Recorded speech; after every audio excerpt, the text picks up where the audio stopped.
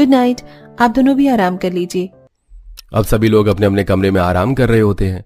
अगले दिन सुबह पूर्वी अपनी पहली रसोई का खाना बनाकर डाइनिंग टेबल पर परोसती है।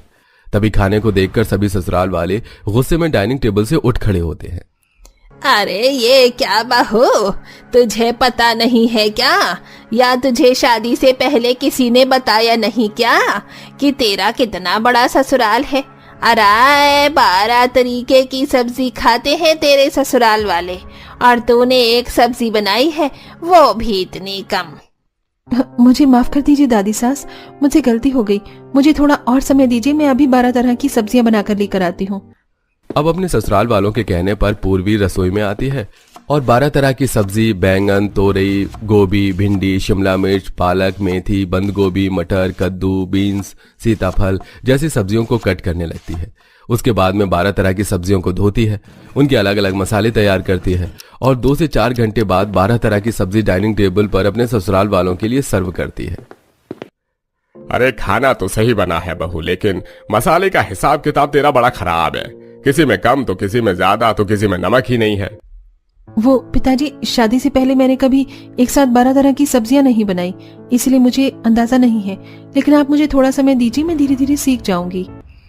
और इसी में तुम्हारी भलाई भी है कि तुम जल्दी अपने ससुराल वालों के लिए 12 तरीके की सब्जी बनाना सीख जाओ। अब सुबह का खाना बनाकर पूर्वी बहुत ज्यादा थक गई थी, इसलिए वो बिना कुछ खाई ही अपने कमरे में आराम करने चली जाती है। तभी दोपहर के 2 बजे रघुवीर पूर्वी के कमरे का दरवाजा खटखटाता है। अरे पूर्वी बहू, क्या कर रही हो? दरवाजा खोलो ना। तभी कुछ देर बाद पूर्वी की आंखें खुलती हैं और वो घबराकर अपनी आंखों को मसलते हुए दरवाजा खोलती है।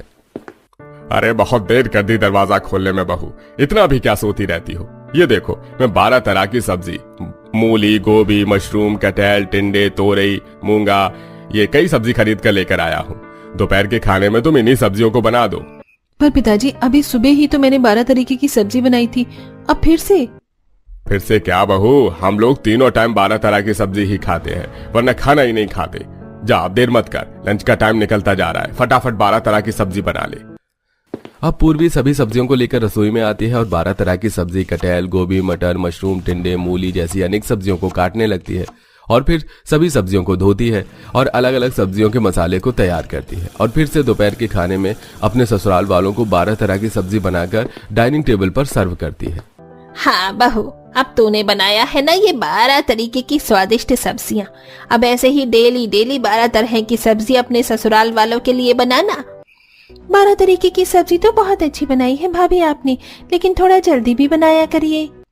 12 तरह की सब्जियां बना बनाकर पूर्वी का दिमाग पहले ही बहुत खराब हो रहा था। तभी कोमल की बातें सुनकर उसे इतनी तेज गुस्सा आता है कि वो अपने गुस्से को बरसाते हुए कहती है, ननन जी, डाइनिंग टेबल पर बैठकर 12 तरह की सब्जियों का स्वाद लेना बहुत आसान है, इसलिए एक बार आप मेरी जगह 12 तरह की सब्जियों को बनाकर देखना, आपको खुद पता चल जाएगा कि टाइम कहाँ और क्यों लगता है। अब रोज रोज 12 तरह की सब्जियां बना बनाकर पूर्वी की हालत बहुत ज्यादा खराब हो जाती है। तभी वो एक दिन थक हार कर अपने पति से कहती है, गोपाल जी सुनिए ना, परिवार वाले रोज रोज 12 तरह की सब्जियां बनवाते हैं, मैं बहुत ज्यादा थक जाती हूँ। घर का कोई एक सदस्य भी मेरे काम में मदद भी नहीं करता। आप एक काम करिए ना, एक तो नौकर रख लीजिए ना। अरे कैसी बातें कर रही हो, ये सारा काम घर की बहू को ही संभालना होता है और तुम इस घर की बहू हो, अगर तुम नहीं करोगी तो और कौन करेगा? मैं इसमें तुम्हारी कोई मदद नहीं कर सकता। गोपाल की बातें सुनकर पूर्वी बहुत उदास हो जाती है और वो निराश मन से दूसरी तरफ करवट करके चुपचाप सो जाती है। अगले दिन दोपहर में, माँ जी, सुबह की 5 से 6 सब्जियां रखी हुई हैं, जिसे किसी ने अच्छी तरीके से नहीं खाया, तो मैं एक काम करती हूँ, दोपहर के खाने में 2-3 सब्जियां और बना देती हूँ, जिन्हें बाकी सब्जियों के साथ मिलाकर हम सब लोग खा लेंगे। अरे बड़ी ही कामचोर है बहू तू तो, सिर्फ 2-4 दिन डेली डेली 12 तरह की सब्जी क्या बनवा लिया, तू तो हमें बासी खाना खिलाने पर उतारू हो गई। चुपचाप से जाकर उन सब्जियों को डस्टबिन में फेंको और दोबारा से हमारे लिए 12 तरह की सब्जियों को बना। अब पूर्वी बची हुई सब्जियों को डस्टबिन में फेंक रही होती है। ये कैसे ससुराल वाले हैं मेरे, इन्हें किसी भी चीज की कीमत ही नहीं पता। अरे 12 तरह की सब्जियां डेली बनवा लेते हैं, जिनमें से कुछ खाते हैं और कुछ यूं ही डस्टबिन में फेंकते हैं। अरे खाने की कीमत उनसे पूछो जिन्हें 2 वक्त की रोटी भी टाइम पर नहीं मिलती है। अब सभी सब्जियों को फेंकने के बाद पूर्वी फिर से 12 तरह की सब्जी, मटर पनीर, शाही पनीर, दाल मखनी, आलू गोभी, मिक्स वेज, भिंडी, छोले, राजमा जैसी 12 सब्जियां बनाकर अपने ससुराल वालों के लिए लेकर आती है। तभी खाना खाते वक्त गोपाल अपने परिवार वालों से कहता है, मैं आप सबसे कहना चाहता हूं कि खाने पीने का बजट थोड़ा हिसाब से करिएगा, क्योंकि इस महीने मेरी तनख्वाह थोड़ी देरी से आएगी। हो सकता है 10 दिन लग जाएं, या 1 महीना, या फिर 2 महीने भी हो सकते हैं। अरे तो हम कौन सा 36 पकवान खाते हैं, बस डेली 12 तरह की सब्जी ही तो खाते हैं। आप लोग चिंता मत करिए, जब तक गोपाल जी की तनख्वाह नहीं आती तब तक मैं बाजार से सस्ती और सीजन की सब्जियां लेकर आया करूंगी, ताकि आप लोगों को खाने पीने में कोई दिक्कत ना हो। अब घर में धीरे धीरे पैसों की दिक्कत होनी शुरू हो जाती है। तभी एक दिन पूर्वी बाजार में सीजन की सब्जी गोभी खरीद रही होती है। भैया, ये गोभी कैसे दिया?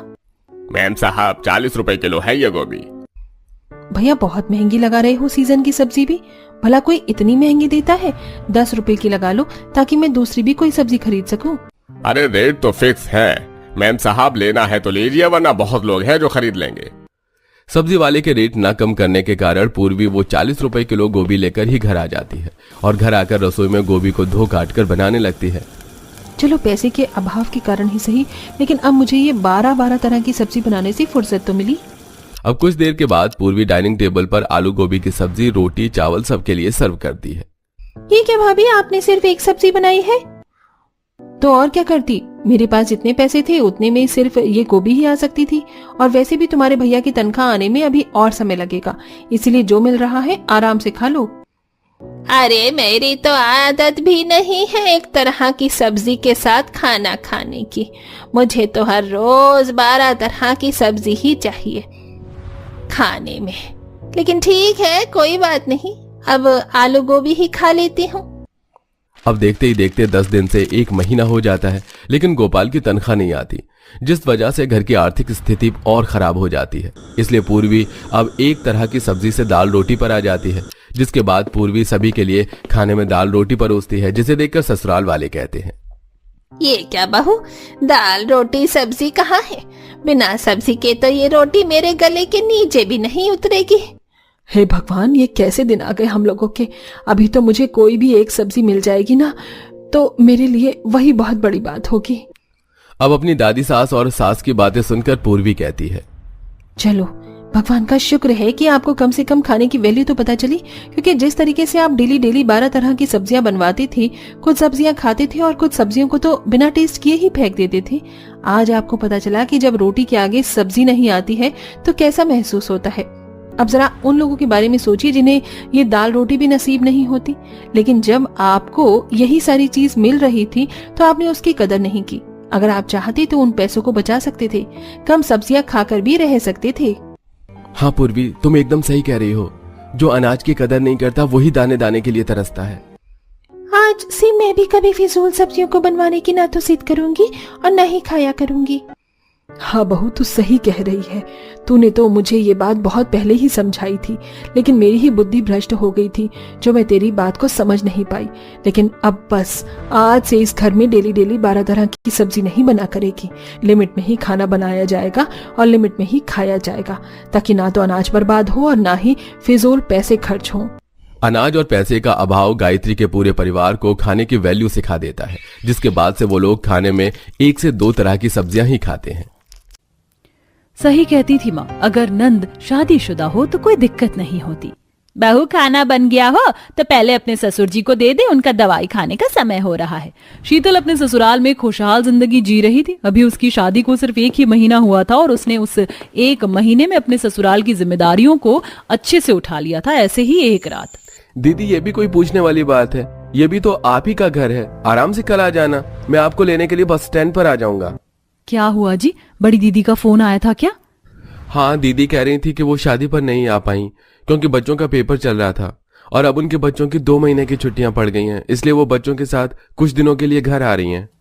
अरे यार, क्या जरूरत है दीदी को बच्चे लेकर आने की, पर कोई बात नहीं, कुछ ही दिन की तो बात है। आखिर मेरा ससुराल मेरी नंद का मायका भी तो है।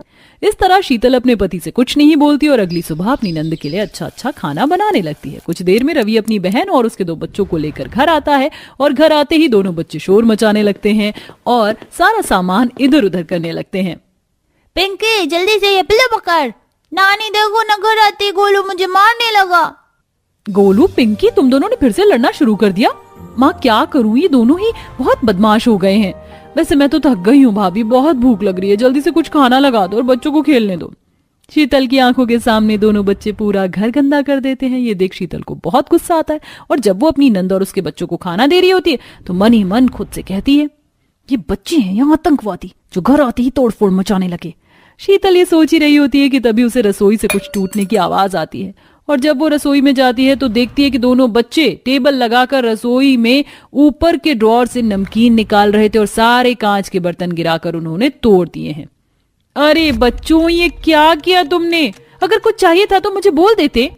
अरे शीतल, ये दोनों बहुत बदमाश हैं, तुम्हें इन्हें डांट के रखना होगा। बच्चों अब चलो रसोई से निकलो। शीतल तुम आराम से रसोई साफ कर लो जब तक मैं आराम करने जा रही हूँ। इतना बोलकर नेहा खुद आराम करने के लिए चली जाती तो वहीं दोनों बच्चे भी बाहर खेलने के लिए चले जाते हैं। जिसके बाद फिर से बेचारी नेहा पूरे घर का काम करती है। अब इसी तरह 2 दिन बीत जाते हैं और एक दिन जैसे ही शीतल सारा काम खत्म करके बैठती है तभी दोनों बच्चे वहां आते हैं और गोलू शीतल का हाथ खींचता है तो कभी पिंकी शीतल का हाथ खींचती है।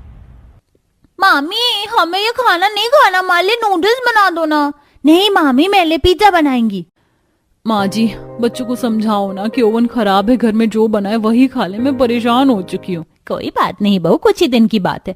बच्चों ओवन खराब है तो नूडल्स बनेंगे, वही खा लो। और मैं तेरी नंद को उठाकर आती हूँ, जब से आई है बस आराम ही कर रही है, ये नहीं कि घर के कामों में थोड़ी तेरी मदद कर दे। जहाँ बेचारी शीतल अपनी नंद और उनके बच्चों से परेशान थी तो वहीं ये सब कुछ सुमित्रा भी देखकर अपनी बेटी को उठाने के लिए जाती है और तभी उसे पता चलता है कि उसकी दूसरी बेटी भी अपनी सास और बच्चों के साथ आ रही है। माँ अभी पूजा का फोन आया था, वो भी अपनी सास और बच्चों के साथ आ गई है। आप रवि को बोलो कि ऑफिस की छुट्टी करके पूजा और उसकी सास को ले आए। अरे बेटा, पर उसकी सास तो विकलांग है। हाँ माँ, इसीलिए तो पूजा अपनी सास और बच्चों के साथ यहाँ आ रही है। बच्चों की 2 महीने की छुट्टी पड़ गई है स्कूल की, तो बेचारी वो बच्चे और अपनी सास और पूरा घर कैसे संभालती है। अब बेचारी सुमित्रा अपनी बेटी से बात ना करके अपने बेटे को फोन करती है और रवि अपने ऑफिस की छुट्टी करके अपनी बहन, बच्चे और उसकी सास को लेकर घर आता है और अपनी दूसरी नंद को देखकर शीतल का खून खौल जाता है और वो मन ही मन खुद से कहती है, मेरी नंद ने तो घर को धर्मशाला ही बना दिया है, खुद तो आई है, साथ में अपनी विकलांग सास को भी ले आई है। शीतल, मेरी सास की दवाई का समय हो गया, मेरे बैग में से दवाई निकाल कर मेरी सास को खिला दो और उनके कपड़े भी बदल देना, मैं बहुत थक गई हूँ। थोड़ी देर पहले आराम करूंगी। और मेरे बच्चे बाहर गोलू और पिंकी के साथ खेल रहे हैं, उनके कपड़े भी बहुत गंदे हो गए, उनके कपड़े भी धो देना। पूजा बेटा, पहले तू सांस तो ले, आते ही बहू को काम देने लगी, वो बेचारी भी थक गई है। क्या माँ, तुम तो ऐसे बोल रही हो जैसे कि भाभी मेरा ही काम करके थक गई हूँ, और मैं थोड़ा ही तो काम बोली हूँ, इतना काम नहीं बोला कि भाभी थक जाए। पूजा अपनी माँ की बात को काट देती है और खुद आराम करने के लिए चली जाती है। जिसके बाद पूजा की सास और दोनों नंद के बच्चे की जिम्मेदारी बेचारी अकेली शीतल के ऊपर आ जाती है। अब वो सबसे पहले पूजा की विकलांग सास के कपड़े बदलती है, उसे अपने हाथों से दवाई खिलाती है और उसे बिस्तर पर लिटा कर सुलाती है। कुछ देर बाद जब बच्चे गड्ढे पर लेट कर घर में आते हैं तो ये देख शीतल सर पर हाथ रखकर खुद से कहती है, अब बस यही दिन देखने को रह गया था। खुद तो दोनों बहन आराम करती हैं, टीवी देखती हैं और मैं यहाँ परेशान होकर बैठी हूँ।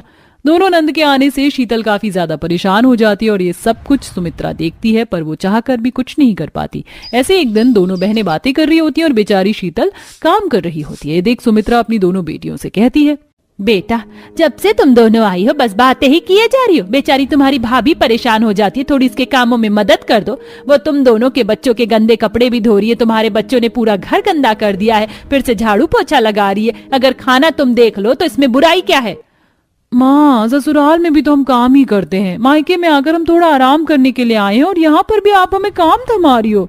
इतना बोलकर दोनों बहनें वहां से चली जाती हैं। जिसके बाद सुमित्रा अपनी बहू के पास जाती है, जहाँ शीतल अपनी सास से कहती है, माँ जी माफ करना, मैं बहुत थक गई हूँ, मेरा दिल कर रहा है कि मैं भी अपने मायके चली जाऊं। बहू तुझे कहीं जाने की जरूरत नहीं है, तू अपने मायके वालों को यहाँ बुला ले और बीमार होने का नाटक कर। जब तेरी दोनों ननद को खुद दूसरों की सेवा करनी पड़ेगी ना, तब उन्हें पता चलेगा। अपनी सास के कहने पर शीतल तुरंत अपने मायके वालों को फोन करती है और सारी बात बताकर अपनी माँ, भाभी और भैया को बुला लेती है और खुद बीमार होने का नाटक करती है। अरे शीतल, तुम यहाँ कमरे में आराम कर रही हो, तुम्हारे मायके वाले आए हैं। और मैंने तुम्हें कहा था ना, मेरी सास विकलांग है, उनकी दवाई के खाने का जिम्मा तुम्हारा है। तुमने अब तक उनके कपड़े भी नहीं बदले, कब करोगी काम? बेटा, घर में मेहमान आए और तुम दोनों अपनी भाभी को परेशान कर रही हो। शीतल की आज तबीयत ठीक नहीं है, इसलिए जब तक घर में मेहमान है घर की जिम्मेदारी तुम दोनों संभाल लो। घर में मेहमान थे और शीतल भी बीमार, जिस वजह से ना चाहते हुए भी नेहा और पूजा रसोई में जाकर खाना बनाती हैं और उसमें भी शीतल के मायके वाले खाने की डिमांड करने लगते हैं। दीदी, हमारे लिए चावल मत बनाना, हमें इस वक्त रोटी खाने की आदत है, और अगर पनीर की सब्जी बना देती तो मजा ही आ जाता। बेटा, मुझसे तो मसाले वाली चीज खाई नहीं जाती। मेरे लिए तो तुम दलिया बना देना। रास्ते में मुझे उल्टी भी हो गई थी, तो मेरे कुछ कपड़े भी गंदे पड़े, वो भी धो देना। मेरी सास जो विकलांग है, मैं उसकी सेवा तो करती नहीं, इसके गंदे कपड़े साफ करूं। अब भाभी के मायके वालों ने तो घर को धर्मशाला ही बनाकर रख दिया है। क्या जरूरत थी इन्हें यहाँ अपनी बीमार बेटी से मिलने आने की। इस तरह दोनों बहन मुंह बनाकर सभी के लिए अलग अलग डिश बनाती हैं और कुछ देर बाद सारे कपड़े धोती हैं। इसी तरह 3 दिन बीत जाते हैं और अब वो दोनों बहन कभी घर की सफाई करती तो कभी अपने बच्चों को संभालती। सच में मैंने बच्चे नहीं, राक्षस पैदा किए हैं। क्या जरूरत थी तुम्हें गंदे पैर लेकर घर में आने की? पूरा घर गंदा कर दिया। अभी अभी मैंने घर की सफाई की थी, टांगे तोड़ दूंगी मैं अगर घर से बाहर निकले तो। आप बहुत गंदी हो माँ, मैं अभी नानी से जाकर आपकी शिकायत करूंगी। मामी ने हमें कभी नहीं डांटा और आप हमें बस डांटती रहती हो। इतना बोलकर पिंकी अपनी नानी के पास जाकर अपनी माँ की शिकायत करती है और जब सुमित्रा अपनी बेटी को डांटती है तो दोनों ही बहनें परेशान होकर अपना सामान पैक कर लेती हैं। माँ, बेटी का इतने दिन मायके में रहना सही नहीं, हमारा भी घर है, अब हमें चलना चाहिए। अपने मेहमानों की देखभाल आप ही करो। इस तरह दोनों बहनें अपने अपने ससुराल चली जाती हैं, जिसके बाद शीतल के मायके वाले भी वहां से चले जाते हैं और इस तरह फिर से शीतल अपने ससुराल में चैन की सांस लेती है।